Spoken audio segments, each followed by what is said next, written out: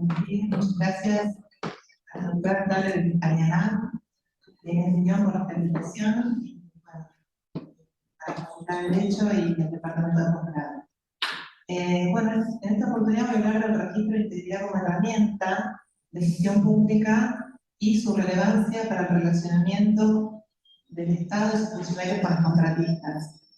Es un poco la continuación de lo que ya estuvieron escuchando del doctor Fettuccini, pero le vamos a añadir la cuestión del registro de integridad como materia novedosa, lo que se llama RITE. Si ustedes googlean RITE de la Oficina Anticorrupción de la Nación, es una herramienta que ya está disponible para que pueda ser utilizada por las empresas y entidades. No vamos a hablar de las particularidades técnicas del RITE, sino más bien de, esta charla pretende ser un disparador de posibles soluciones para que la administración pública y sus funcionarios puedan comenzar a encarar realmente este fenómeno de la corrupción y que deje de ser algo así como lo que no tiene solución, como uno piensa, bueno, pero esto es así, pero bueno, no importa, y esos dichos que se mantienen en la sociedad, bueno, no importa si roban porque hacen, ¿no? Y bueno, para que podamos de alguna manera como sociedad y ustedes como operadores del derecho en sus respectivos lugares puedan aportar y poner una semillita en este monstruo que tenemos por delante, que es enfrentarnos a la corrupción.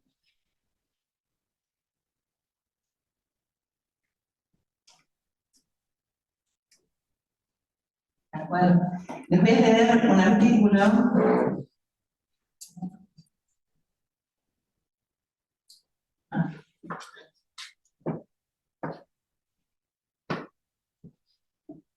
De un periodista ecuatoriano que publicó, un dossier que publicó en 2019 y que me gustaría leerlo para empezar a reflexionar sobre este tema.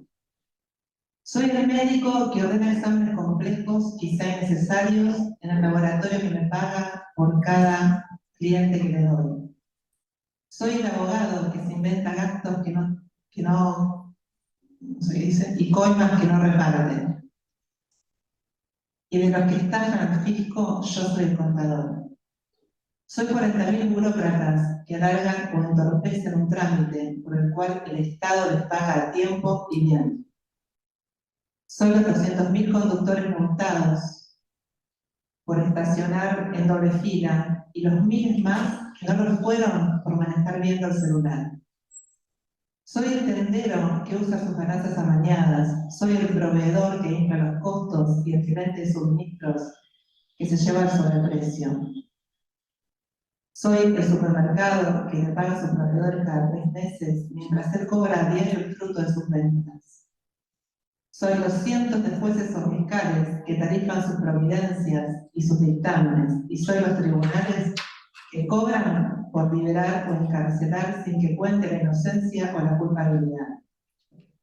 Soy quien contrata extranjeros para ayudarlos y les paga menos del sueldo vital. Soy el empresario que retiene los aportes de sus trabajadores y soy los trabajadores que pasan 2 horas chateando vía WhatsApp.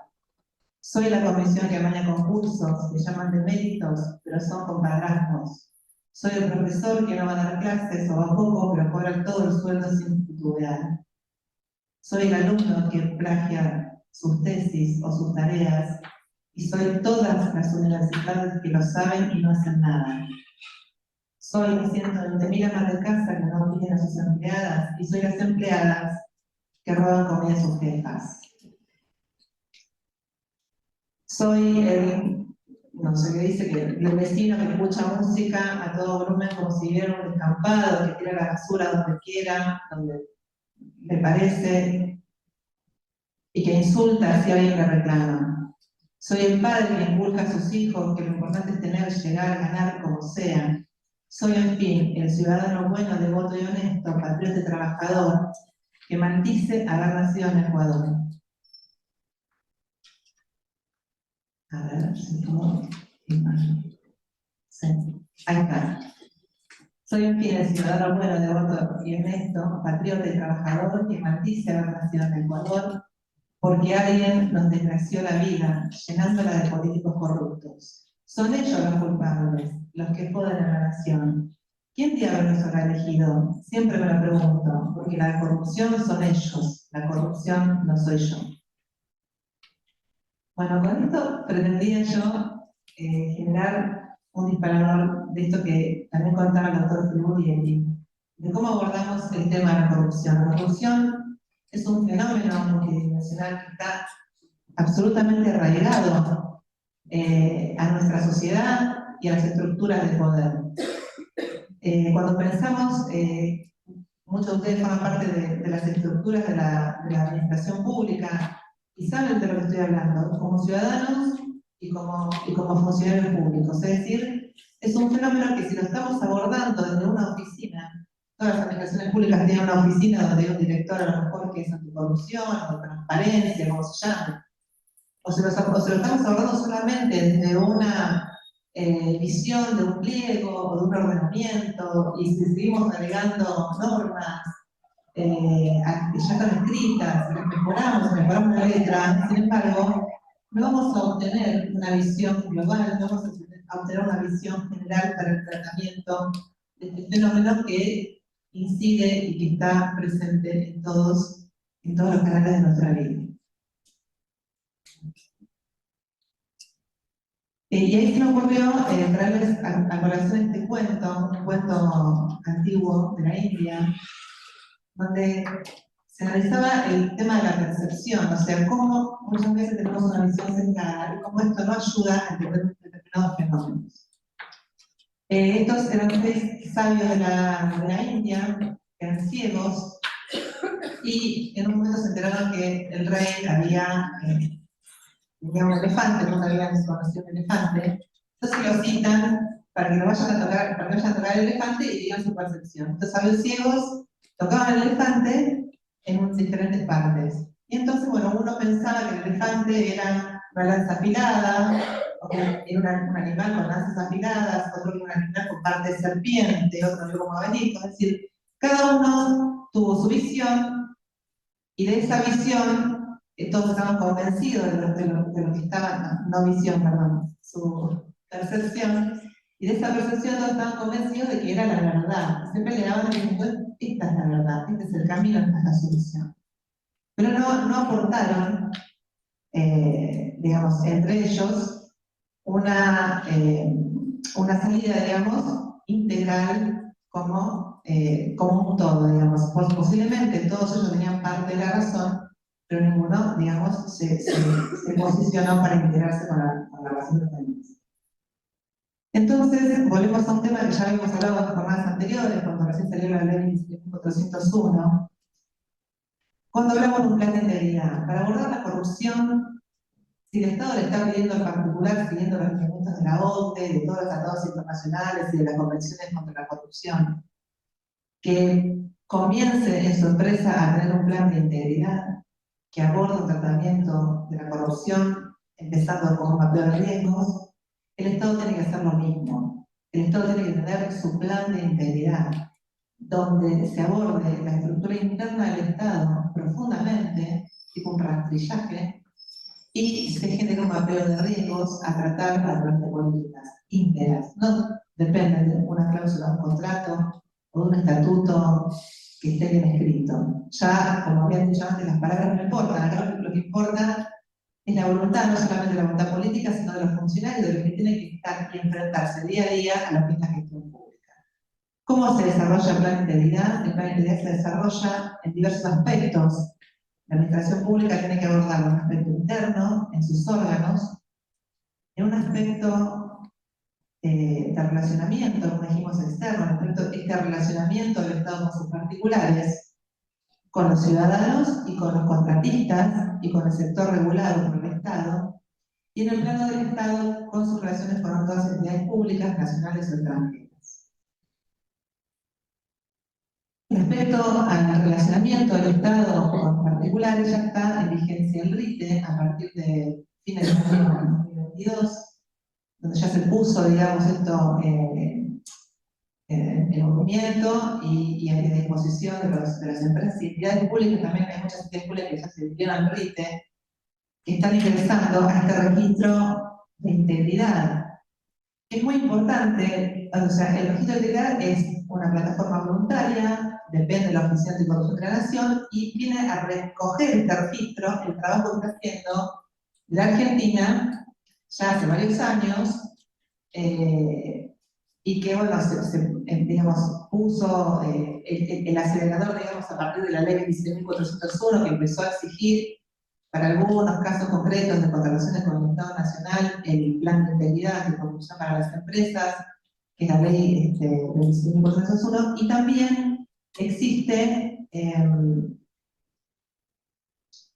este plan de integridad para las empresas estatales que también están sumándose a esto.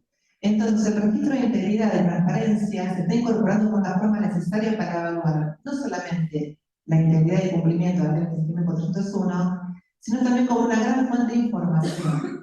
¿Y por qué es importante que el Estado cuente con fuentes de información? Es necesario y es importante porque el Estado tiene que saber con quién contrata. Ustedes van a decir, no, pero si el Estado llama a licitación, pliego, cláusula, el Estado muchas veces no sabe con quién contrata.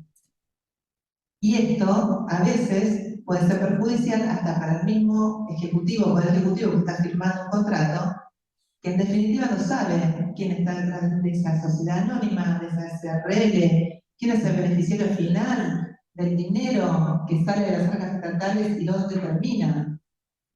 Entonces, es muy importante que empecemos a mirar esto, que dejemos esta visión sesgada y empecemos a cuidar, digamos, este patrimonio estatal a través de operaciones que no dependan de la voluntad de un pliego o de la voluntad de un funcionario que quiera revisar, sino que ya se instauren estos procedimientos internos de integridad como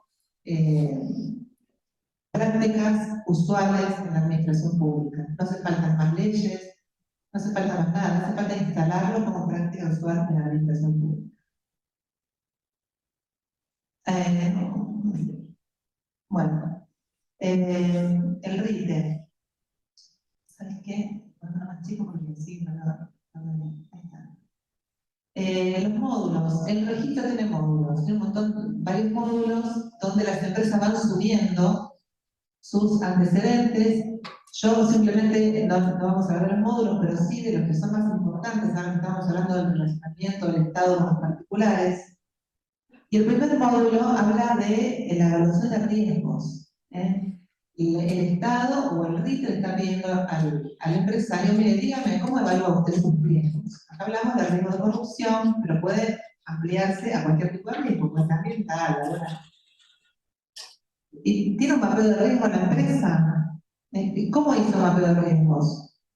¿Generó políticas y procedimientos para tratar estos riesgos mapeados? El riesgo ¿qué es? Que se llega a producir algunos de los delitos que están contemplados en la ley 17.401 hasta ahora de responsabilidad para las personas públicas. ¿Cuáles son las políticas y los procedimientos? Cuando hablamos de políticas y procedimientos, el RIT le está preguntando a la empresa, ¿usted generó políticas para tratar con el sector público? ¿Cómo se va a cuidar su empresa para no ser coimeado? O para no tener riesgos de estar enfrentados a una situación a veces hasta violenta de corrupción. Generó procedimientos de debida diligencia, y acá está lo importante, la debida diligencia. Y ahí vamos a abrir, no nos vamos a meter en todo el canal de integridad, pero vamos a abrir la debida diligencia con otra pestaña. ¿Qué consiste la debida diligencia? ¿Qué es lo que tiene que preguntar el Estado al empresario y qué tiene que preguntar el empresario al Estado? Debida diligencia. Vamos a ver algunos puntos del módulo de debida diligencia. Por ejemplo, pregunta al RITE. Indica el porcentaje de ingresos de los últimos 3 periodos fiscales que tengan origen en algún tipo de fondos públicos, contratación de licencias, concesiones, permisos, autorizaciones. Lo mismo pregunta de los últimos 3 periodos fiscales si ha recibido dinero de subsidios o ayudas económicas por parte del Estado. Lo importante es que cuando sale dinero de las arcas estatales, en el mercado, digamos, financiero y en el Banco Central y en la Unidad de Información Financiera se empiezan a encender alarmas. El dinero que sale de las arcas del Estado entra en cuentas particulares muchas veces por contratos. ¿Estamos? ese dinero va a ser monitoreado no por el destino de los fondos, sino por el origen, no por el origen de los fondos, sino por el destino de los fondos. ¿A dónde va ese dinero? ¿Para qué se utilizó el dinero? Ese dinero, a su vez, se giró a otras cuentas. Entonces, bueno, es un poco empezar a conocer cómo se maneja el co-contratante del Estado. También le pregunta si ha participado en UTES, si la organización, esta empresa que va a venir a contratar con el Estado, realiza algún tipo de análisis de antecedentes de sus co-contratantes a su vez.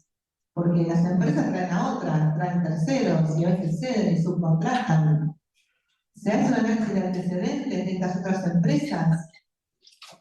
¿Hasta dónde llega el análisis de antecedentes? ¿Se utilizan gestores, intermediarios para relacionarse con la administración pública? Muchas veces tienen empresas nacionales o extranjeras que a lo mejor contratan o subcontratan a una empresa acá de Rosario, de Santa Fe, para que realice un contrato con el Estado provincial. Ese tercero, que no es el que se presentó a la licitación, ¿ha sido analizado realmente por la empresa que se presentó al concurso? Y en esos casos, ¿qué medidas adoptan? ¿Se hace un análisis reforzado de antecedentes? ¿Se incorporan cláusulas anticorrupción en el contrato? Son todas preguntas. Esto no es obligatorio, son preguntas que el RIT va haciendo y que, digamos, el co-contratante del Estado tiene que empezar a replantear o a mirar si lo cumple, si no lo cumple, o empezar a buscar. Por lo menos es un disparador que ya está aportando cosas interesantes. Respecto a la composición de la empresa, esto es importante y tampoco está figurando, me parece, en los modelos de contratación que estamos usando ahora. ¿Algún miembro de la alta dirección o gerencia está en funciones o estuvo en funciones públicas en los últimos años? Esto que muchas veces dicen, la empresa tal es de tal, o sea, todo el mundo, y tal, es de Procopio, bueno, sabía. Ese radiopasillo que está en todos lados, incluso en la administración pública, se puede blanquear. Y le preguntamos, ¿tuvo algún funcionario en alta dirección, algún funcionario público? Si lo tuvo, ¿contempló medidas de mitigación para evitar incompatibilidades o situaciones de conflicto de interés? ¿Los miembros de la alta dirección o gerentes son familiares directos o son familiares o conforman el grupo de cercanos de algún funcionario? Tenemos que saber esto, lo tenemos que explicar. Si en algún momento queremos instalar algo contra la corrupción, esto hay que ponerlo sobre la mesa. Por lo menos, saltear estas preguntas va a morigerar el riesgo de que se quieran seguir acercando a empresas de este tipo. Bueno, seguimos con si tiene alguna sentencia condenatoria contra la administración pública y también muy importante acá en el módulo de debida diligencia es la declaración de quién es el beneficiario final de los fondos. Porque toda esta información, por más de que el proveedor del Estado o el contratante del Estado, digamos, omita o diga o no diga alguna cosa, la administración pública tiene la facultad de verificar. Dice, bueno, a ver, vamos a verificar todas estas declaraciones, esta documentación que me adjuntan en el registro, si es cierto o si no es cierto. Y lo del beneficiario final de los fondos es muy importante, máxime ahora que ya la UIF ya está instalada en el Rosario y que se está manejando todo el tema de lavado de activos. Tenemos que saber quién es el beneficiario final de los que contratan con la administración pública. Es una cuestión de responsabilidad personal, porque todos los funcionarios son PEPs, son personas encuestas políticamente, y tenemos que saber con quién estamos firmando un contrato. Esto ya no se puede conocer, y podemos decir, no, la verdad no sabía que esta empresa era regulada, porque dice SEA. No. Entonces, ingresar los datos de toda persona humana que controla, pueda controlar directa o indirectamente una persona jurídica o estructura legal sin personalidad jurídica, y o que posea al menos el 20% del capital del derecho de voto, o que por otros motivos se quede su control final de forma directa o indirecta. Así, ¿quién es el beneficiario final? Estamos preguntando acá, ¿quién se va a llevar el dinero de esta contratación? Las provincias y los municipios, por ejemplo acá en Santa Fe, ¿podrían realizar la debida diligencia desde sus respectivos registros? ¿Nos hace falta a nosotros generar una norma? No. ¿Nos hace falta tener una ley, un RITE? No. ¿Por qué? Porque tenemos los registros. En Santa Fe el artículo 142 de la ley 12.510 existe para poder contratar con el sector público provincial no financiero, estar inscrito en el registro único de proveedores y contratistas. Cuando yo ingreso al registro único de proveedores y contratistas, ¿qué me pregunta el registro? Fui, situación en la FIP, que la acompañe libre deuda, libre multa, por acá puse las tasas, las inscripciones, las habilitaciones, que esté habilitado por el rubro. ¿Todo eso importa? Obvio que importa. Pero acá hay algo más importante en este momento crucial de nuestra situación como provincia y como nación, con todos los problemas que tenemos, que estamos arrastrando, es saber más, ejercer una debida diligencia de verdad con respecto a los contratistas del Estado. Entonces, tranquilamente, por una resolución administrativa, por un decreto, una decisión, se pueden ampliar el esquema de multas y el esquema de recaudos que tiene que acompañar cualquier proveedor del Estado en el registro único de proveedores. Y una vez que estamos, por lo menos pongamos recaudos obligatorios o no obligatorios, pero por lo menos que tengan que pasar por ese filtro, que tengan que dar esa información al Estado, y nos resuelven un montón de cosas. Y a lo mejor también logramos que se aparten un montón de situaciones que sean lideradas, digamos, con procedimientos de corrupción. Entonces, esta circunstancia, digamos, debe ser un verdadero riesgo mapeado por la administración pública y se debe tratar en un verdadero plan de integridad. Una punta del plan de integridad es el que ojalá pueda ser bienvenida también a nivel provincial y municipal. Entonces, volviendo al elefante, tenemos la elección frente a nosotros de seguir mirando el elefante con una visión sesgada o verlo en su integridad como un todo y abordarlo de esa manera. Gracias.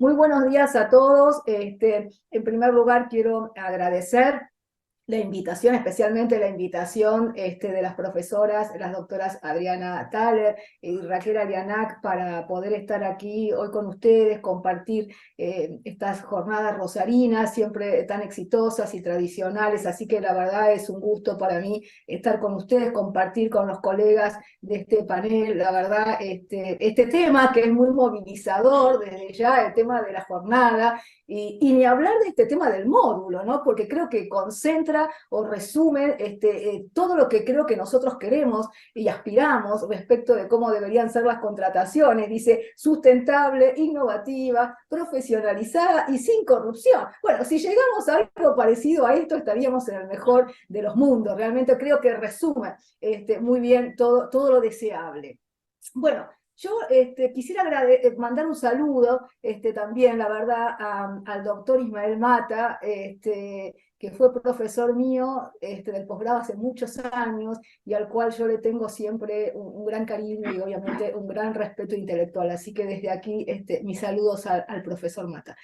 Yo quería enfocar un poco determiné cuál iba a ser el tema dentro de este contexto, la reflexión es el eje en la competitividad de la administración pública y obviamente el vínculo que ello genera con la contratación pública, porque la contratación pública tiene mucho que ver, incide muchísimo precisamente en lograr esa competitividad estatal que creo que tanto estamos necesitando a nivel nacional, a nivel de todo el país, ¿no? Entonces, nacional, local, todo el país. Precisamente porque la contratación pública es un instrumento muy importante a los fines de lograr el beneficio, mayores beneficios para la sociedad y el progreso del país, que en definitiva es el objetivo y constituye el objetivo final por excelencia. Bueno, ¿qué es esto de la competitividad o cómo veo yo esto de la competitividad de la administración pública y de la gestión de las contrataciones públicas dentro de la administración pública, obviamente? Creo que la competitividad ya dejó de ser un concepto típico, característico del sector privado. No hay duda que el sector privado, si hay algo que lo caracteriza, es la competitividad. Pero dejó de ser algo propio de ese sector y se ha trasladado en buena hora a lo que es la administración pública. Las administraciones públicas modernas, y de vanguardia toman ese concepto de competitividad. ¿Por qué? Porque la competitividad lleva siempre a la mejora de los servicios. Y en el caso del sector público, la mejora de los servicios son los servicios que presta, obviamente, la administración hacia sus particulares. La diferencia con el sector privado, sí, por supuesto que la hay, porque en el sector privado esa competitividad de mejora de servicios para llegar a una mejor eficiencia se traduce en una mayor ganancia económica, o se aspira a una mayor ganancia económica. Obviamente que en el sector público esto cambia, porque esa mayor eficiencia, esa mejora de servicio de lo público, obviamente para lograr una mayor eficiencia, se va a traducir o se debe traducir en un mejor gobierno. Es decir, en una mejor gestión de la administración pública, la mejor o la mayor productividad. Creo que ahí está el término rentabilidad, o cómo debe entenderse el término rentabilidad en el marco del sector público, que sin duda lo hay, pero obviamente es distinto. Es una rentabilidad de mejor gobierno, de mayor productividad que ofrece entonces la administración hacia sus particulares y, en definitiva, como les decía, hacia el progreso del país. En esto creo que es importante cómo va de la mano de la contratación competitiva, de esa contratación estratégica.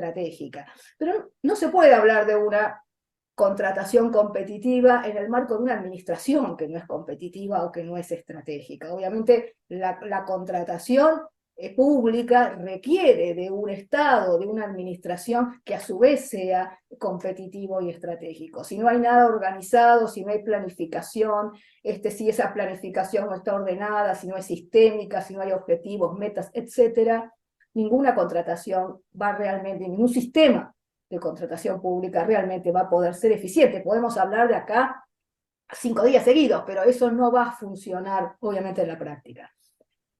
¿Qué creo que debe darse fundamentalmente para esto? Y estos son los desafíos que tenemos, que son enormes. Primero, que es un cambio cultural fundamental. Cambio cultural en la nueva forma de gestionar la administración pública, nueva forma de gestionar las contrataciones. La visión tradicional con la que se vino hasta ahora gestionando la administración pública, bueno, en mi opinión, no va más. Se acabó, porque esto, sinceramente, te llevó, a mi modo de ver, a las situaciones actuales que estamos, que realmente de eficiencia en las contrataciones hay poco para decir. Esto requiere, por supuesto, de un consenso general, obviamente, para poder tener apoyatura, para tener perdurabilidad, y requiere de redefinir, a mi modo de ver, distintas estructuras de la administración pública. Redefinir los niveles de actuación, tal como hoy están, y esto es muy importante en el marco también de las contrataciones públicas. Redefinir los niveles, o los vínculos, yo diría, interorgánicos. Quizás el principio de jerarquía, hoy como nosotros lo conocemos, ese principio de jerarquía necesita también ser modificado. Hoy por hoy las administraciones y las áreas dentro de la administración funcionan de otra manera, con vínculos más de carácter de coordinación o de colaboración. No quiero decir eliminar el principio de jerarquía, no, pero se necesita redefinirlo, me parece, en este sentido. Y yo tomo, por ejemplo, del sector privado, en materia competitiva, hay 3 niveles de actuación que podrían adaptarse al sector público. Por supuesto, con sus matices y adaptaciones, porque nada es lineal, no se puede trasladar todo en forma lineal o en forma automática, cosas del sector privado al sector público. En el sector público, básicamente, hay 3 niveles organizativos: el estratégico, el táctico y el operativo. El estratégico es el que fija las políticas, los objetivos, ¿no? Hacia dónde vamos, los cursos de acción, que serían los funcionarios, obviamente, de mayor jerarquía, los funcionarios de nivel político. Después viene el nivel táctico, que ese nivel es muy importante, porque es el que crea las condiciones para poder alcanzar esos objetivos. Y finalmente el operativo, que sería el que ejecuta las acciones. Pero no por eso es menor, porque a veces dice, ay, bueno, relación de mando, uno manda y el otro obedece, y este ejecuta. No, pero ese que ejecuta lo decidido por el nivel estratégico y por el nivel táctico es muy importante, porque si ejecuta mal, si ejecuta en forma deficiente, eso va a llevar precisamente a la ineficiencia de todo, por más que lo haya decidido muy bien el nivel estratégico y el táctico haya decidido, digamos, condiciones y metas bárbaras, pero si después el que ejecuta mal, eso todo se termina como diluyendo. Por eso digo que tiene que haber una interacción muy importante, y esto en el marco de la gestión de las contrataciones públicas es fundamental, una interacción entre estos niveles. Esos niveles tienen que tener cada uno un liderazgo, pero tiene que haber una sinergia, una interacción. Y acá sí hay una diferencia, a mi modo de ver, muy importante con el sector privado, porque en el sector privado siempre, digamos, hay una competitividad confrontativa, ¿no? Siempre es confrontativa. En el sector público, la competitividad tiene que ser colaborativa. Es decir, los distintos niveles de actuación en el marco de la administración y de aquellos que gestionan fundamentalmente las contrataciones públicas, tiene que haber una permanente interacción y una permanente colaboración para lograr esa eficiencia y esa competitividad en las administraciones de lo que es la gestión de los contratos. Acá, bueno, lógico, ¿no? Acá a veces la política siempre interviene, ¿no? Porque digamos que es muy habitual entre nosotros que un mismo organismo, a veces estén loteadas las distintas áreas. Entonces haya un área que responde a un funcionario A y haya otra área que responde a un funcionario B. Entonces sí hay confrontación, y ni siquiera no es confrontativo en lo técnico, es confrontativo en lo político. Bueno, eso tiene que cambiar, porque si no es imposible hablar de una administración competitiva, colaborativa, o de un régimen de contrataciones y de una gestión de contrataciones colaborativa en ese sentido. Así que son varios aspectos desde lo funcional que deberían, a mi modo, ser modificados. Desde el punto de vista jurídico, en lo que hace a las contrataciones, creo que, y bueno, acá el seminario, una de las cuestiones que tienen las jornadas habla de elaboración normativa eficaz.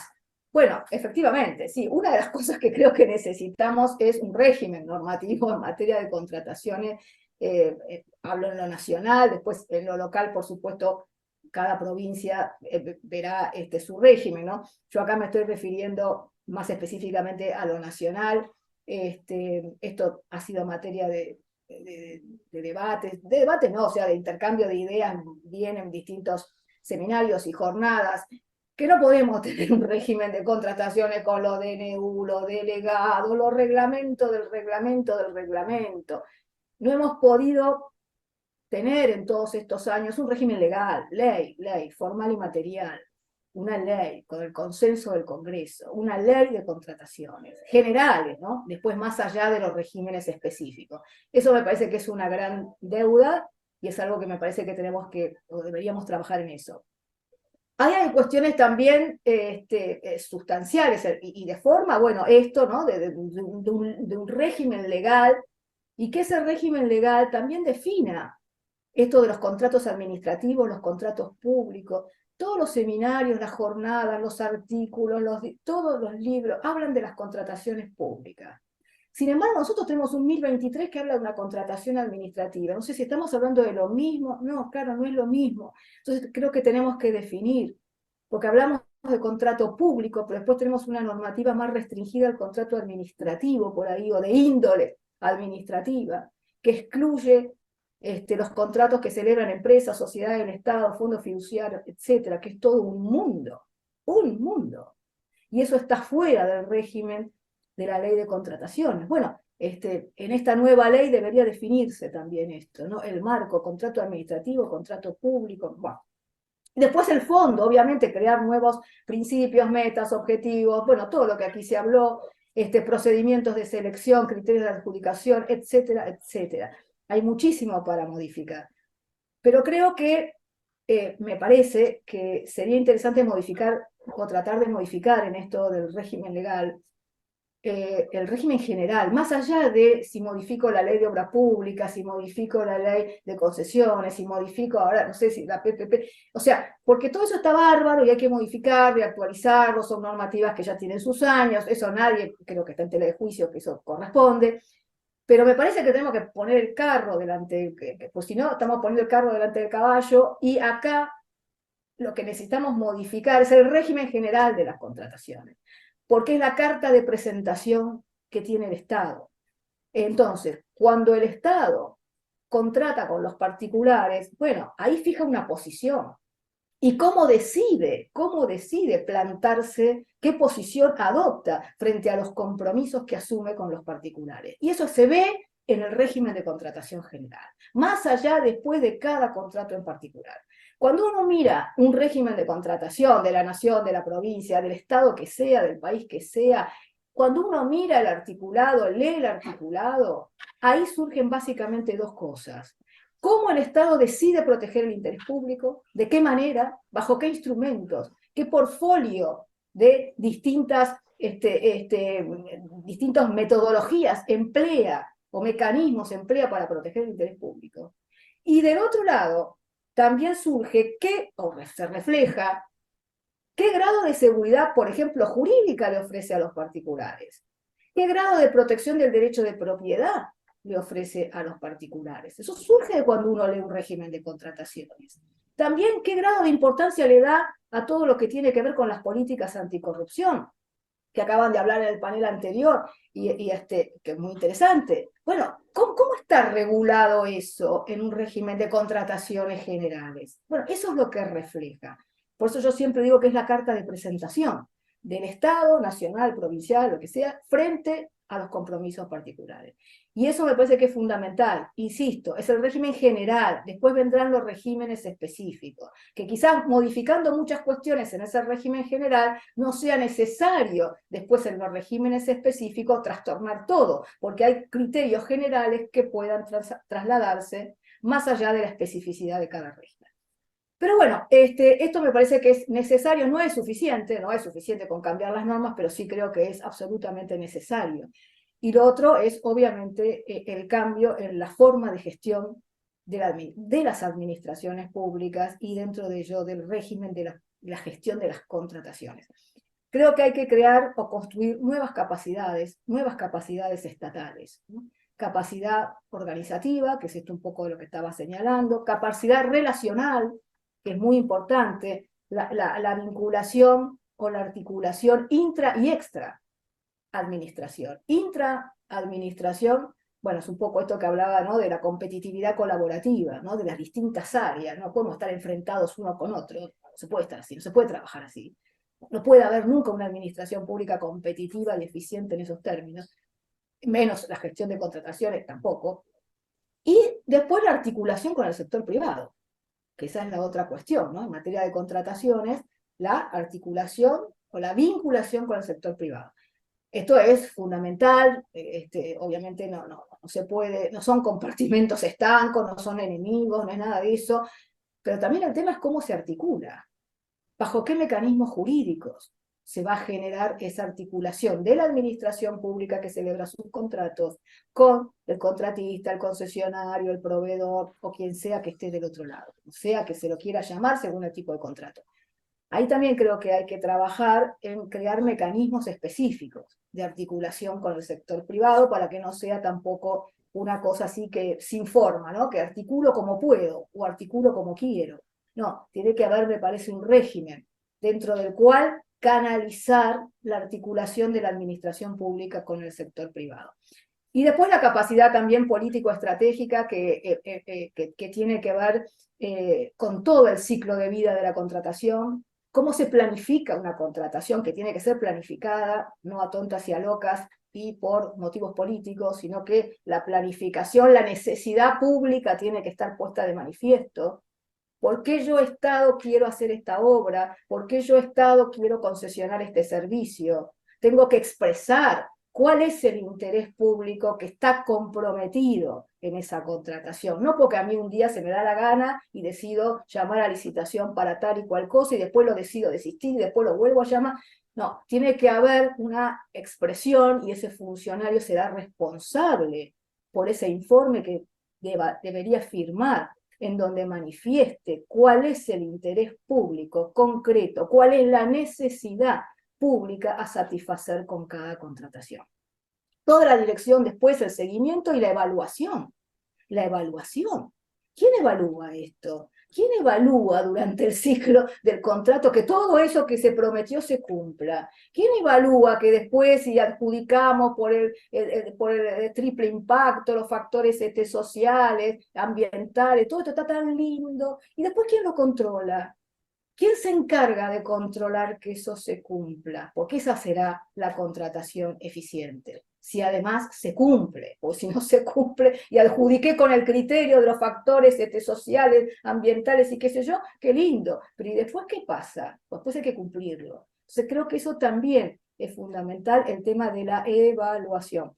Ahí rescato, y ya termino, ahí rescato en el sistema de PPP, en la ley del régimen de participación público-privada, hay algunas cuestiones que son interesantes y que podrían ser obviamente aplicables desde ya a todo régimen de contratación, cualquiera sea, que la obra pública, que si es que existe después de esto, no sé, que las concesiones o lo que fuere, que es, una era esa, crear un informe que deba hacerse sobre la necesidad pública a satisfacer, y después también estaba, el régimen sigue vigente por más que hasta ahora no esté en aplicación, está previsto también, digamos, los auditores externos para controlar, digamos, esa contratación.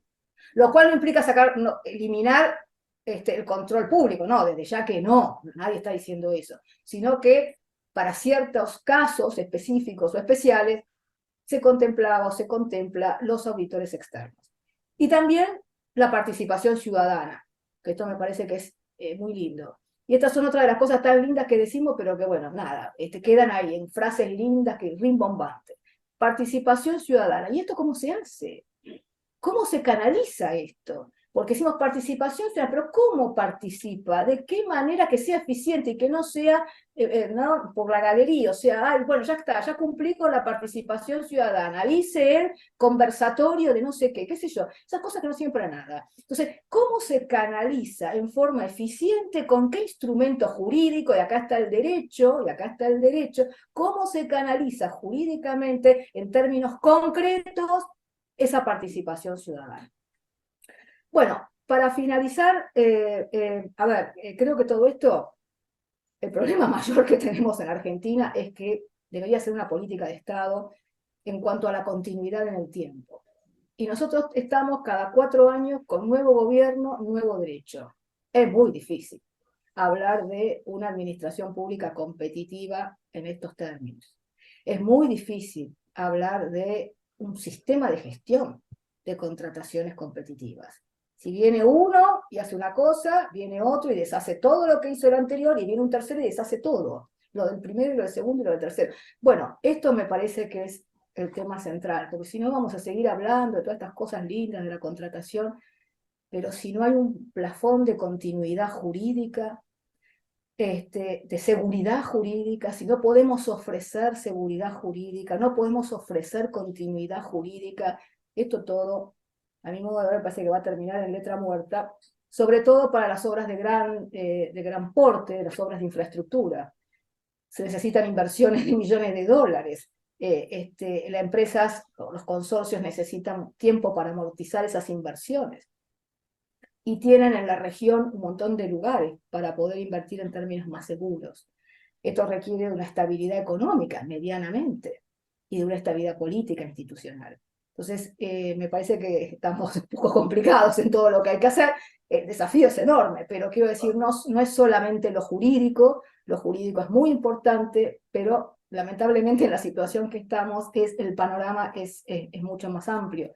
Si no hay precios, si no hay valores, si estamos permanentemente en la incertidumbre y en las especulaciones, es muy difícil hablar de una administración pública competitiva y de una gestión de una contratación estratégica, competitiva, o como lo querramos llamar, o eficiente en términos de eficiencia.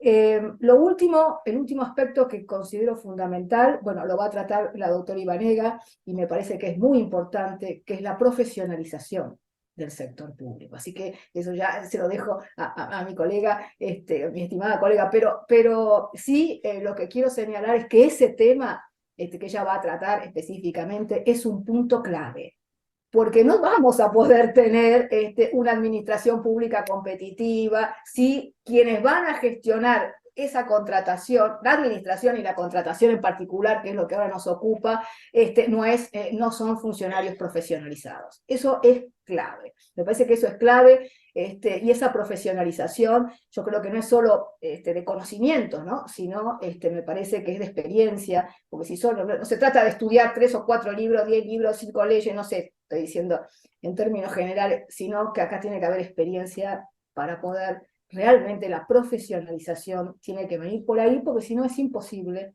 gestionar en forma eficiente.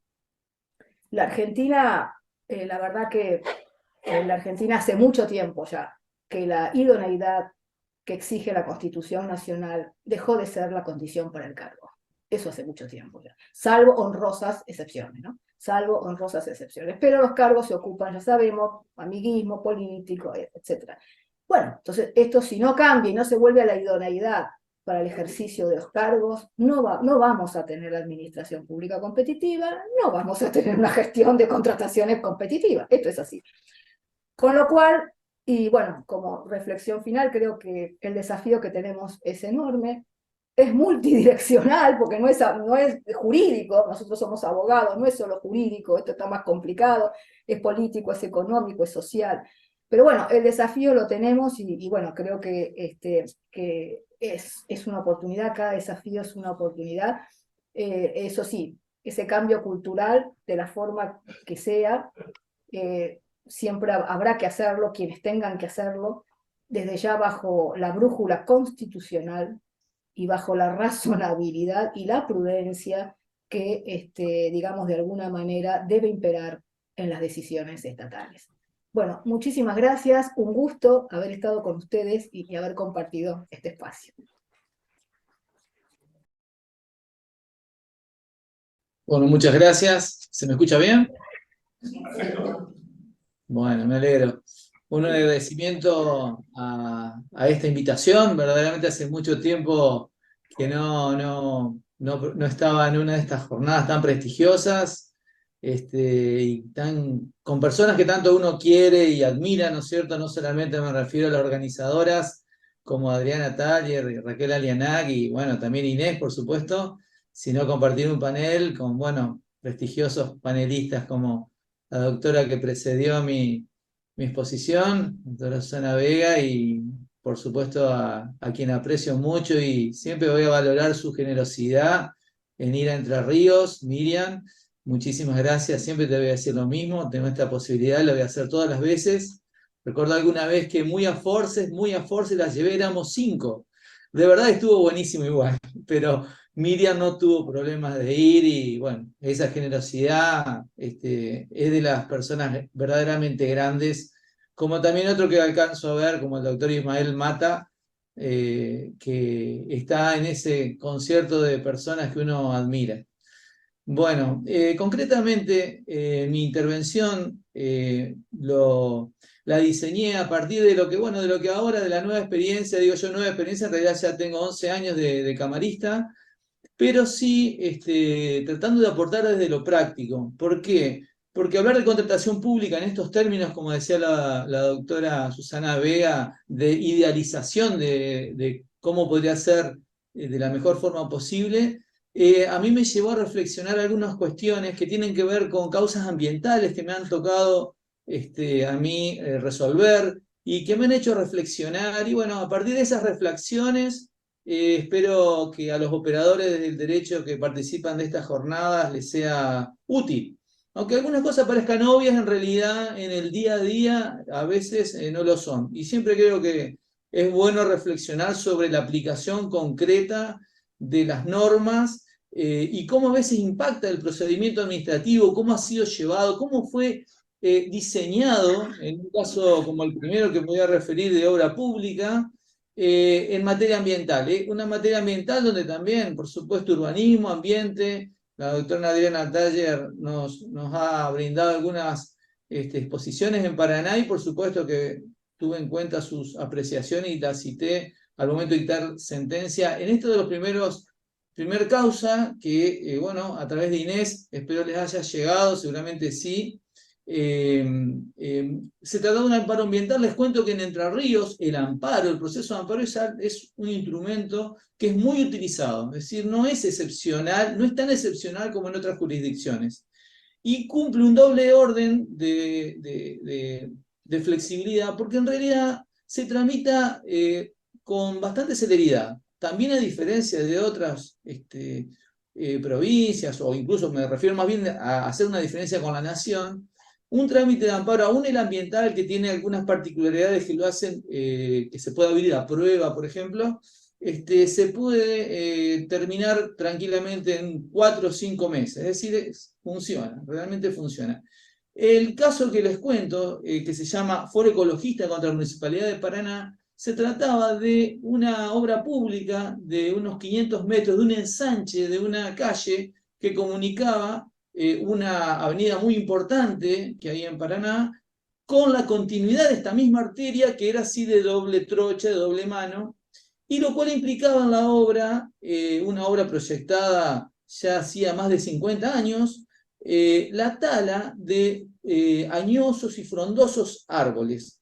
Eso generaba dentro de los que están a favor de la protección del ambiente, ¿no?, de las asociaciones y foros, un pedido de que no se haga la obra porque se considera una especie de, y para mí en realidad era un poco exagerado la calificación, una especie de pulmón verde, que en realidad, si bien es cierto que eran árboles muy grandes, lo cierto es que la misma obra había sido proyectada con tanta anticipación que siempre se ponen 2 líneas de árboles, ¿no es cierto?, para que el día que fueran extraídos los que eran necesarios para ampliar la avenida, pudiera quedar igualmente a la vera, como dicen los ambientalistas, los servicios que presta una segunda hilera de árboles, ¿no es cierto? Bueno, la causa empezó con una cautelar, por la cual se paralizaba la obra, como les digo, en realidad una obra que iba a demandar unos 6-7 meses, no era tampoco una obra excesivamente grande, eran solamente 500 metros, pero sí es cierto que había añosos árboles que verdaderamente daba pena que fueran extraídos. Una de las cuestiones que, si hay gente que trabaja en la justicia, también le va a venir bien mi experiencia, es que se hizo una inspección judicial. Obviamente que yo conocía el lugar y lo transitaba muy a menudo, pero era importante no solamente verificar in situ la magnitud del daño, vamos a decir, o de la afectación ambiental, sino también escuchar a los vecinos. Porque muchas veces los interlocutores no son verdaderamente las personas que están más afectadas por la obra o por los beneficios de la obra. Y es así que, por lo menos en mi caso, más allá que se había mediatizado la causa y había en la inspección, había periodismo, había también asociaciones ecologistas, también había vecinos que se acercaban y que daban sus impresiones, ¿no es cierto? Muchos de ellos señalaban que era un lugar que a ellos no les interesaba tanto el ensanche de la calle y la posibilidad de que sea de doble mano, sino más bien la obra de saneamiento que también aparejaba. ¿Por qué? Porque era un lugar donde se inundaba con cada lluvia, donde había, en Paraná por algo es dentro de Entre Ríos, es decir, hay arroyos, cada 200 metros hay un curso de agua, y si no se ve el agua, es subterránea y vertientes, así que la cuestión del desagüe, de lo que es saneamiento, es muy complejo y muy importante. Bueno, fue el caso que también, otra muy buena experiencia, se hizo una audiencia de conciliación. En mi caso, le solicité a las autoridades municipales que fueran funcionarios con poder de decisión para tratar de llegar a algún tipo de arreglo que a mí me parecía muy posible. Tan es así que el propio presidente municipal, normalmente en otras jurisdicciones le llaman intendente, concurrió con su equipo, y por el otro lado el Foro Ecologista con sus técnicos y sus principales representantes. Cuando vamos a decir, alentó un arreglo, el municipio planteó una mejora de lo que ya se había diseñado como parte de la contratación, ¿no es cierto?, de los trabajos ambientales que iban a hacerse, de reparación de la forestación, estos desagües que les hacía referencia. Y bueno, y también ofrecían que haya una especie de veedor del foro que verificara que cuando eran extraídos los ejemplares pudieran ser relocalizados en lugares cercanos, o bien, si era imposible hacerlo, aplicar lo que les llamaban el 3x1, es decir, por cada especie que era extraída, se implantaban tres nuevos árboles, si no eran la misma curso en la zona, con lo cual la recomposición ambiental se lograba.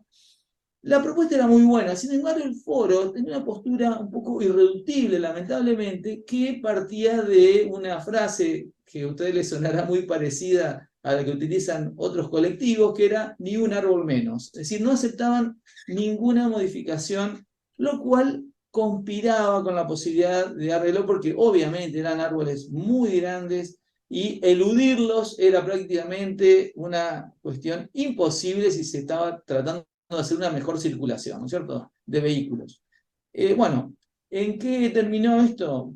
Que utilizando los poderes que dan al juez ambiental, las leyes ambientales, tanto la nacional, el régimen básico, como incluso la propia de la ciudad de Paraná, que le permiten al juez por ahí dar algunas pretensiones, modificarlas y adaptarlas a una mejor solución y más justa y más adecuada a la tutela del ambiente.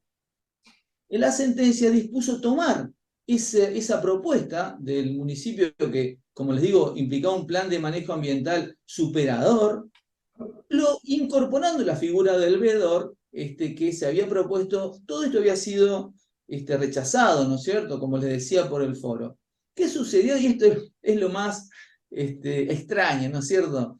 Esta sentencia, que en realidad hacía lugar a la postura del municipio, que era mejorar lo que ya había estado dispuesto en la licitación de la obra pública, y que no fue aceptada por el foro, no fue recurrida por el foro. Es decir, el foro, en definitiva, lo que se le había ofrecido en la audiencia, no lo aceptó una vez que salió la sentencia. O sea, algo extraño. Pero lo más extraño es que el municipio que había hecho la propuesta no la aceptó como parte de la sentencia. ¿Sí? Esto es totalmente extraño, pero bueno, así ocurren las cosas, ¿no? ¿Qué sucedió? Esto fue al Superior Tribunal de Justicia, y debo reconocer que el Superior Tribunal de Justicia, tomando un poco, no asumiendo estos nuevos parámetros que la ley lo permite, no solamente la doctrina lo alienta, consideró que había excesos de parte de la sentencia, porque también implicaba un seguimiento de esa obra durante el tiempo que iba a durar, que, como les digo, eran un par de meses.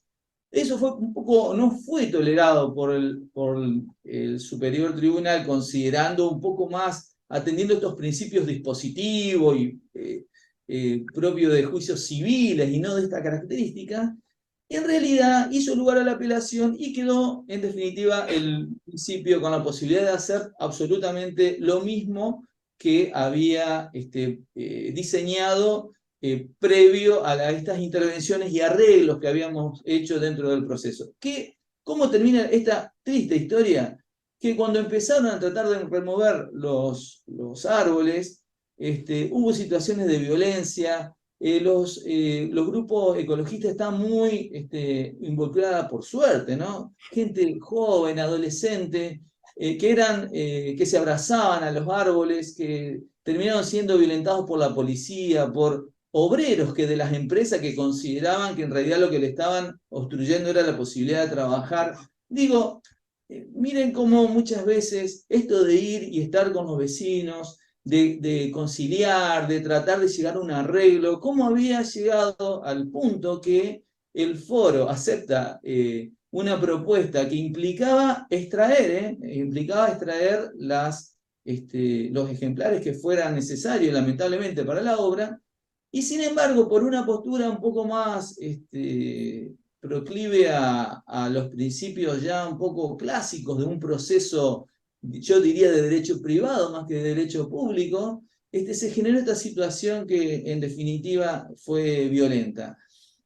¿Cuáles son las reflexiones? Bueno, caen de maduro. Por lo pronto, a los operadores, el municipio había llevado todo un procedimiento en el cual es el propio municipio el que emite el certificado de aptitud ambiental, que es un paso necesario siempre que hay una cuestión ambiental de por medio, de hecho que aquí había, pero ¿qué sucede? Y ahí vienen las suspicacias, ¿no? Algo esto de la desconfianza con la que lamentablemente convivimos los argentinos. Si es el propio municipio el que emite el certificado, aunque sea por un funcionario especializado, obviamente, en materia ambiental, y al establecer que era de bajo impacto ambiental, esto por la propia Ley General del Ambiente tiene el informe, como también sabemos quienes nos manejamos el derecho administrativo, tiene es un acto administrativo de certificación, es decir, tiene efecto, se presume legítimo, y para desvirtuarlo, normalmente y ahí viene por ahí un poco las críticas, no siempre los foros ecologistas tienen, obviamente, medios, tampoco son sustentados, ¿no?, por el Estado, así que también es muy difícil como para rebatir esas cuestiones. También lo que se criticaba era la falta de participación ciudadana, y aquí también el municipio había hecho no audiencias, porque cuando se declara que es bajo impacto ambiental, no solamente elude el famoso estudio de impacto ambiental, sino también elude la necesidad de hacer audiencias públicas. Es decir, ustedes fíjense lo importante que es esta declaración de la autoridad ambiental y lo que habilita o no habilita. Por lo tanto, la municipalidad había conseguido que las vecinales de la zona, había varias vecinales, dieran su apoyo, junto con un número importante de personas que lo hacían en forma individual. Como también había gente que estaba en desacuerdo, pero que, bueno, no estaba tan bien organizada o estaba representada por, como les digo, el foro.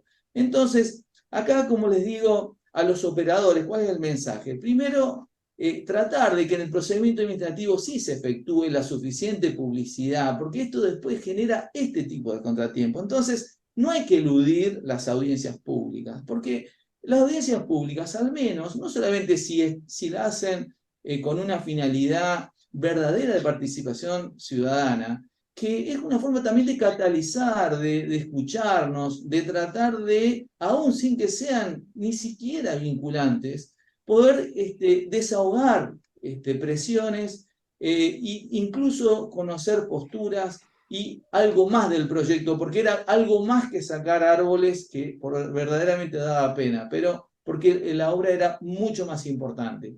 Y por el otro lado, las posturas a veces reductibles, ¿no es cierto?, de los grupos ambientalistas, que no digo que sean todos así. El foro ecologista, yo les comentaba en la audiencia pública que yo había leído mucho de las sentencias favorables que habían obtenido, una postura muy, muy progresista para una provincia cuyo su mayor valor están en los recursos naturales, ¿no es cierto?, como es en Entre Ríos. Y bueno, y miren cómo ustedes también las posturas contradictorias, no haber aceptado una determinada propuesta que lo hubiese puesto en otro lugar también, porque aceptar, conciliar, negociar también es parte de lo que es nuestro juego democrático, ¿no es cierto? Y sin embargo luego aceptarla cuando era una orden, cuando era una sentencia, una pena. Bueno, el segundo caso que quiero contar rápidamente, voy a tratar de ser muy estricto, porque obviamente todos queremos escuchar a Miriam, tiene que ver con otra causa, que esto sí ya no era una cuestión de obra, sino bien es un permiso, que también lo digo desde el ángulo de estas particularidades de actitudes que tener en cuenta, que no, unos consejos, si ustedes me permiten, a quienes incluso acuden en defensa de los bienes ambientales. La causa llamada Fundación Cauce contra Estado Provincial, y esta me tocó a mí por haber estado en feria como un juez de primera instancia. En realidad era una causa que ya había tenido sentencia favorable, también ambiental, por supuesto, y trataba la extracción y lavado, como se llama, de arenas silíceas en la zona del delta, que justamente se había dispuesto, se había ordenado que previo a continuar con las autorizaciones, los permisos en realidad, para que sean extraídas del río, esto se extrae mediante dragas, ¿no? Luego se llevan a una planta en la cual se hace un secado, y de ahí son transportadas a la zona de Vaca Muerta, ¿no? Que es donde se hace el fracking, y que son un insumo esencial. Por lo tanto, imagínense lo valioso que es este insumo natural que transporta el río Paraná. La jueza había dispuesto que se haga un estudio de impacto ambiental acumulativo, es decir, que no solamente establezca qué impacto tenía la explotación, sino también con el correr del tiempo, ¿no es cierto? Algo tan importante y que en el cual involucraba una zona del delta entrerriano que se llama departamento Ibicuí. Es una zona donde es como Venecia, diría yo, porque la gente se traslada por canales y no utilizan barcazas y embarcaciones y no vehículos, fundamentalmente. Bueno, concretamente, y ahí vienen las cuestiones técnicas, ¿no? De cómo se plantea algo en justicia. Dentro de una ejecución de sentencia, la Fundación interpuso una cautelar para que no sigan trámites de autorización que se estaban tramitando, aparentemente desoyendo la orden judicial, pero en otro departamento muy cercano a Isla del Ibicuí, que es el departamento de Gualeguaychú. Es decir, estaban planteando que una sentencia dictada ya en plazo de ejecución se extendiera a otras autorizaciones que estaban por ser dadas en una zona muy cercana, algo así como 18 kilómetros, pero no era el mismo ámbito específico de esa causa. Bueno, ahí nuevamente apelando un poco a esos poderes que tienen los jueces ambientales y tratando en realidad de hacer un poco un fallo justo, entendí yo que cuando se habla de zona, todos sabemos que el ambiente no reconoce límites artificiales ni naturales, si quiere decir, el ambiente es interjurisdiccional, eso es una definición que todos conocemos. Por lo tanto, considerar que solamente debía paralizarse las autorizaciones para esa zona de ese departamento y no comprender zonas aledañas, era un sinsentido e iba a imponer, hacer que promuevan otro juicio para que en definitiva lo iban a obtener una sentencia favorable en poco tiempo. Por lo tanto, se entendió que cuando en alguna parte se hablaba de zona, era la zona del delta entrerriano sin una especificación tan técnica, y volvemos a estas limitaciones de los juicios, de los objetos, de las pretensiones, de lo específico de la cosa juzgada y etcétera, que en materia ambiental debe ser flexibilizado. Y aquí se hizo lugar al pedido, se extendió a todo el delta y esperar, ni más ni menos, lo que el Estado debería haber hecho de entrada, esperar que ese estudio de impacto ambiental que aún hoy se está esperando, que está a cargo de la Universidad de La Plata, se emita para ver qué tanto daño se puede llegar a hacer, qué tantas autorizaciones se pueden seguir dando y hasta, por qué no decirlo, de qué manera puede soslayarse un impacto ambiental desfavorable, ¿no es cierto?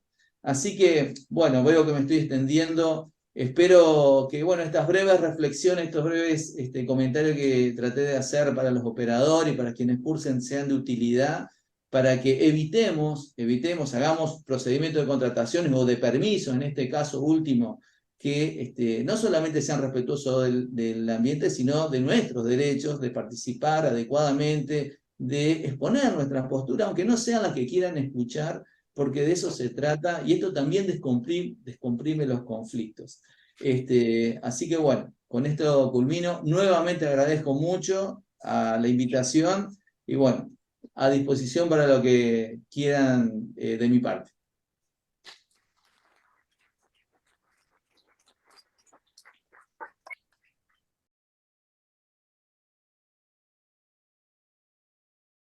Muchísimas gracias. Bueno, en primer lugar, mi agradecimiento especial a las profesoras Thaler y Alianac por la invitación.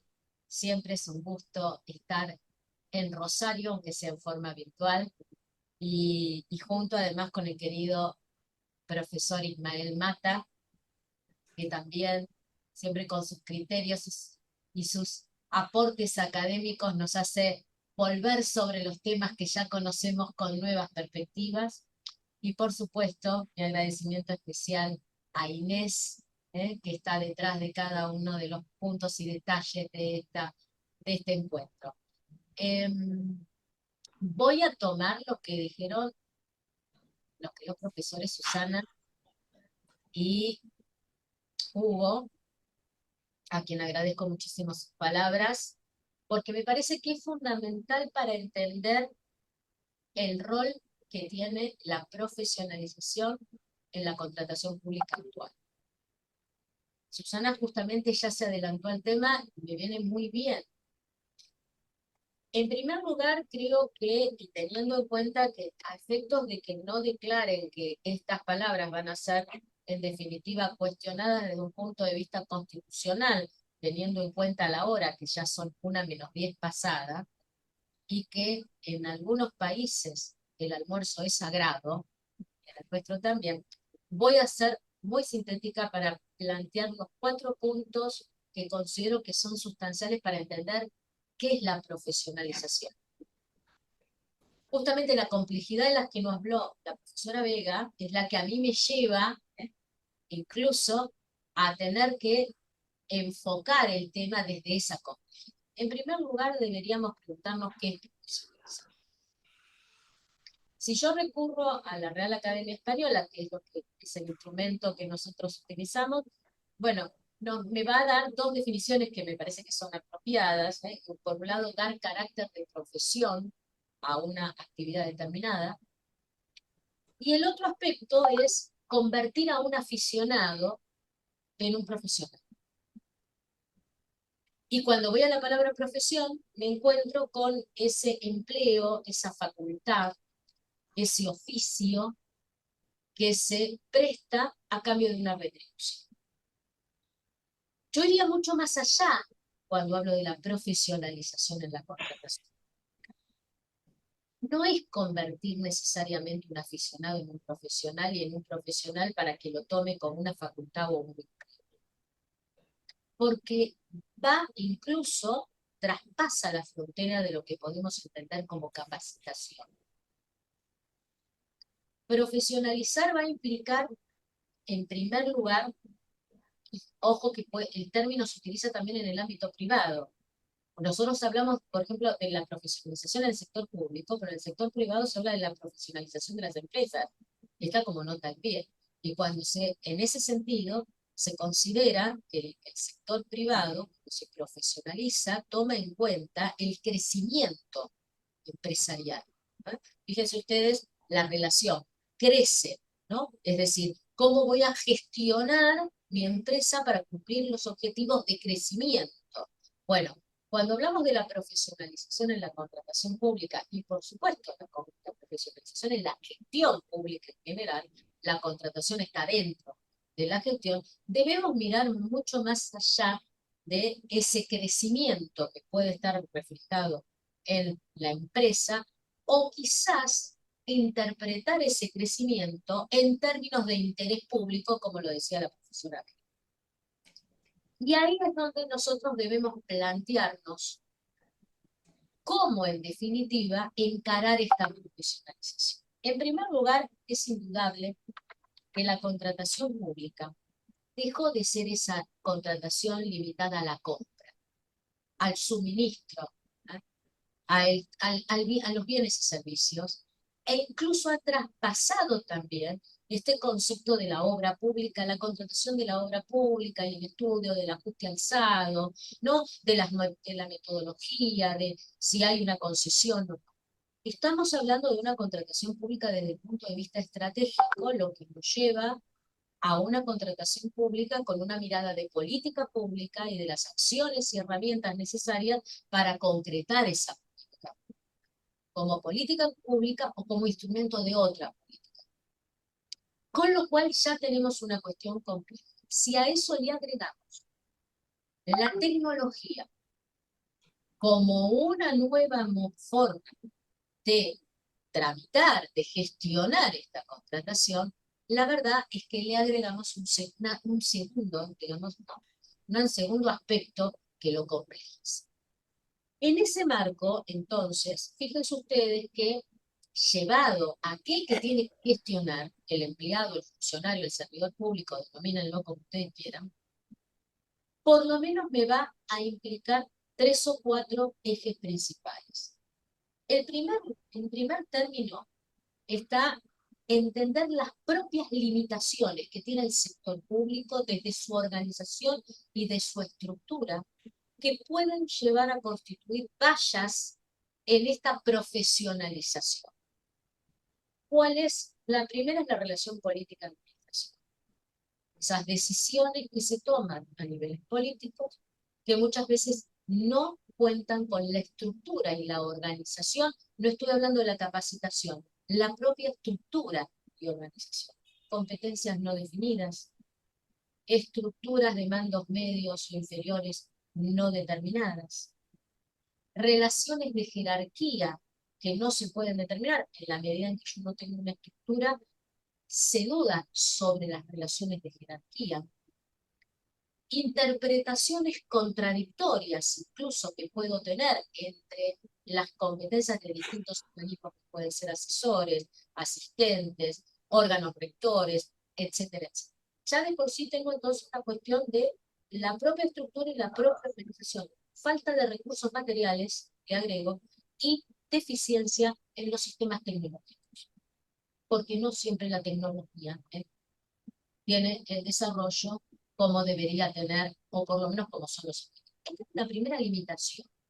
La segunda limitación, muy relacionada con esto, está dada por cuál es el tipo de profesionalización que necesito, porque también tengo que tener en cuenta cuál es el tipo de empleado público, de funcionario público que va a gestionar. Y no me refiero tipo cuanto a la persona física en sí, sino también a dos aspectos fundamentales. La disciplina al cual que necesito de ese gestor, y en otro lado, el tipo de vínculo de empleo público que necesito justamente para la gestión. Entonces, tengo una estructura que puede tener deficiencias y por el otro lado tengo el sujeto al cual yo tengo que profesionalizar, que va a tener distintos tipos de relaciones jurídicas, pero que además voy a necesitar distintos tipos de disciplina. A esto entonces le voy a agregar un tercer aspecto que va a ser esencial y que me va a unir las dos. Cuando profesionalizo, capacito a nivel de exigirle determinados cursos sobre contratación, o en realidad voy mucho más allá con la profesionalización, porque yo tengo que tener una mirada de cuál es la estructura y la organización, cuáles son las herramientas de la organización que son deficientes, y por el otro lado, cuáles son las deficiencias en el propio empleado, porque no cuenta con la totalidad de la capacitación, porque no tiene la disciplina, o porque tiene una relación tan precaria de empleo que evidentemente lo que menos tiene es una motivación para acá profesionalizarse en la contratación. Bajo ese aspecto, ya podríamos decir que profesionalizar es seguramente capacitar, pero también contar con otros elementos. Para esto voy a acudir a un documento que hace poco, el año pasado, se publicó de la OCDE, muy interesante, en el cual expone cuáles son los elementos que un Estado tiene que tener en cuenta para profesionalizar. Y acá es donde vamos a ver esta relación entre el sujeto y la estructura, y más allá de la capacitación. En primer lugar, pone énfasis en la evaluación del estado actual de la profesionalización. Generalmente tenemos la costumbre de planificar, de aplicar cursos de capacitación, y no hacemos una evaluación previa de qué es lo que se necesita. No es lo mismo el desarrollo en infraestructura pública que aquel que tiene una dedicación especial en bienes y servicios. O, por ejemplo, como le explicó recién el profesor Elías, las cuestiones vinculadas a aquellos que necesitan ni hablar de las APP, ni hablar. Entonces, el primer aspecto que yo tengo que evaluar cuál es el estado en realidad de capacitación, de predisposición del personal, cuáles son las funciones, estoy ante un ministerio, ante una empresa y sociedad del Estado, ante un ente autárquico, estoy en un ámbito municipal, estoy en un ámbito provincial o nacional. Este es el primer aspecto. El segundo aspecto es que hay que desarrollar una estrategia de la profesionalización. ¿Y esto qué implica? Un plan de acción. Yo necesito un plan de acción que me defina actividades y objetivos que quiero conseguir. ¿Yo qué quiero conseguir con la profesionalización dentro de un plan de acción? ¿Solamente capacitarlos? ¿O quiero mejorar la eficacia y la transparencia de la contratación? Porque si yo me reduzco al curso de capacitación, es simple. Hago un convenio con una universidad, hago un convenio con cualquier asociación sin fines de lucro, los capacito y ya está. Pero yo necesito un plan de acción que mire cómo está la estructura, cuáles son los recursos que se tienen, cuál es el tipo de contratación al cual yo debo profesionalizar y qué es lo que quiero conseguir. Más tiempo razonable en la tramitación, menos cantidad de impugnaciones, menos cantidad de acciones de lesividad, porque hay un acto administrativo que el Estado tiene que revocar en sede judicial. Es decir, ¿qué es lo que yo necesito? En tercer lugar, me parece muy bueno esto que puntualiza la OCDE, que es desarrollar un modelo de competencias y un marco de certificación. Y esto está relacionado, evidentemente, con las competencias y las funciones. A ver, si nosotros no determinamos las disciplinas necesarias y las técnicas necesarias para gestionar una contratación y no establecemos las competencias que deben ser determinadas, no solamente la competencia como la atribución legal para obrar, por definición, que tenemos en los libros, sino la competencia vinculada a la idoneidad, porque esto es lo que a mí me va a permitir definir dentro de una estructura, evidentemente, cómo voy a certificar yo, cómo voy a comprobar que realmente esos técnicos puedan llegar a tener la capacitación en la contratación determinada. Y en esto es muy interesante porque la OCDE plantea dos aspectos muy importantes. Por un lado, las habilidades técnicas. El ingeniero, el arquitecto, el abogado, el licenciado en economía, el licenciado en informática. Y me parece que es interesante. Y por el otro lado dice, cuidado, tengo otro tipo de habilidades. Yo tengo otro tipo de habilidades que llama complementarias, que son también sumamente relevantes. Comunicación, gestión de proyectos, entre otros, ¿no? O sea, nombra dos o tres, me parece comunicación, gestión de proyectos. O sea, cuidado, yo necesito otro tipo de habilidades. No es lo mismo comprar los insumos para una impresora que estar frente a una infraestructura pública donde además yo tengo una necesidad ciudadana que satisfacer en un momento determinado. El cuarto aspecto es realmente desarrollar sistemas de capacitación. Ahora, no, vuelvo a repetir, no es una capacitación, una simple capacitación, es una capacitación de acuerdo al plan de acción que yo tengo de profesionalización. Y acá voy a agregar algo que es importante.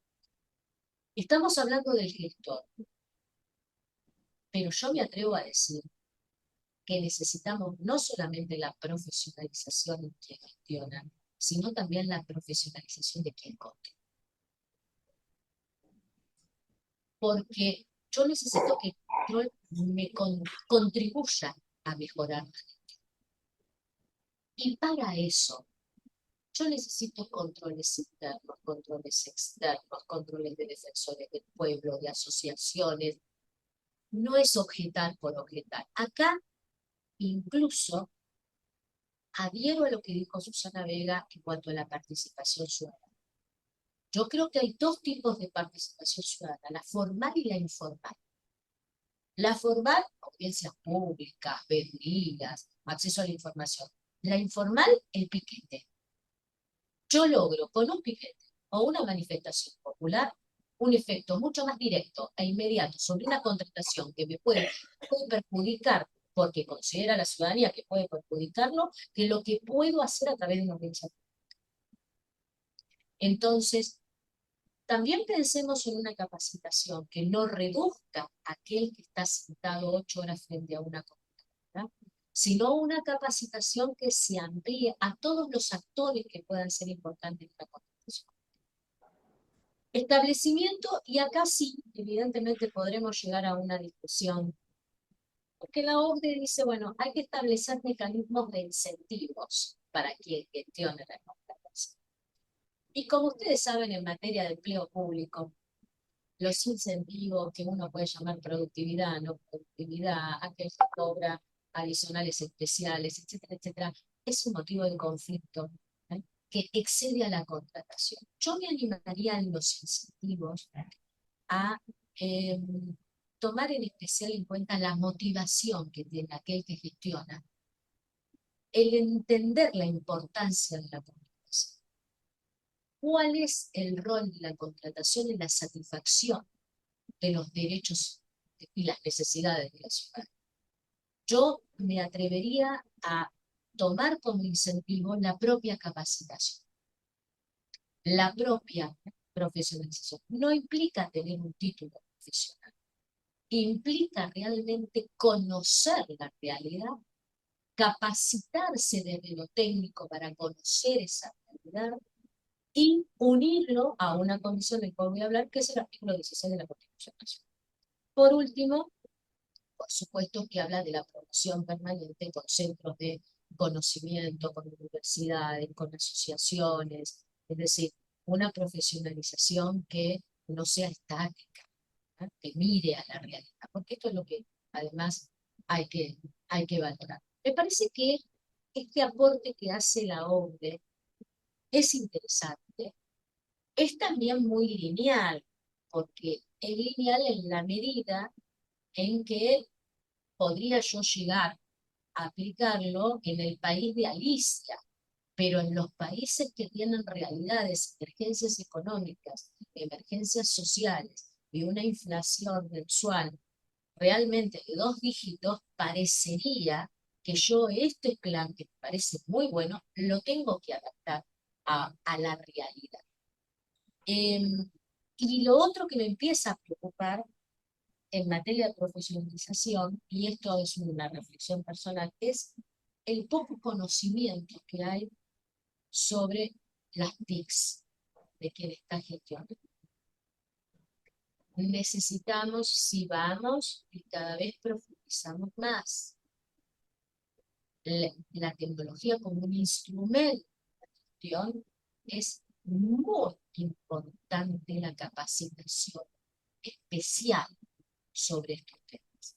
No es solamente contar con el tema, es que quien gestiona conozca el instrumento, que me parece que es sustancia. En definitiva, fíjense que tomando esa cuestión de crecer empresarial y de ser creativo también empresarial, en el sector público el ser creativo podría llegar a implicar una violación total al ordenamiento jurídico, ¿no? Pero el ser creativo también nos puede llevar a que lo que necesitamos es mejorar la calidad de la gestión. Y para eso tenemos que conocer. Y para eso tenemos que unir la buena fe, este principio fundamental que seguimos teniendo en el Código Civil y Comercial, y que la Corte sigue insistiendo, y recurran a uno de los fallos de agosto del año pasado, que es Estado Nacional contra Cencosud, donde vuelve sobre el principio de buena fe, tanto para el contrato privado como para el contrato público. Volvamos sobre, porque estamos hablando de la buena fe, y en la interpretación de la buena fe, aquel que está contratando, el Estado contratante, tiene que tener los conocimientos y tiene que tener el conocimiento de la realidad, de la complejidad. Por eso creo, y acá voy a tomar una de las teorías que el querido profesor Marta ha desarrollado en todas sus clases. Creo que no debemos olvidar que la contratación pública tiene que ser analizada, tratada, interpretada como un sistema. Es un sistema. No es solamente no es conocer el proceso. Es conocer el objetivo, es conocer los instrumentos, es conocer justamente cuál es la realidad en la que se va a insertar esa contratación. Es conocer que además de mi técnica, tengo técnica de los otros. Esta es la situación. Vamos a enfrentarnos con desafíos. Uno de los desafíos es si no deberíamos también capacitar y profesionalizar a los políticos cada vez que toman una decisión sobre ciertas contrataciones, ¿no? Es decir, ¿en qué medida, y si no los profesionalizamos, que el político recurra a los profesionales en todo sentido, cada vez que vayan a diseñar por lo menos aquellos que decidan sobre una contratación en particular? Y por supuesto que va a ser fundamental entender que podemos volver a los criterios burocráticos. Max Weber hablaba de la profesionalización. Y no por eso tenemos que tirar abajo todo lo que son los criterios burocráticos de Max Weber. No es nuevo la profesionalización. En todos los estatutos de la función pública hemos encontrado distintos tipos de herramientas. ¿Por qué insistir en la profesionalización ahora en la contratación pública como algo nuevo? No, no es nuevo, es una reinterpretación de la capacitación.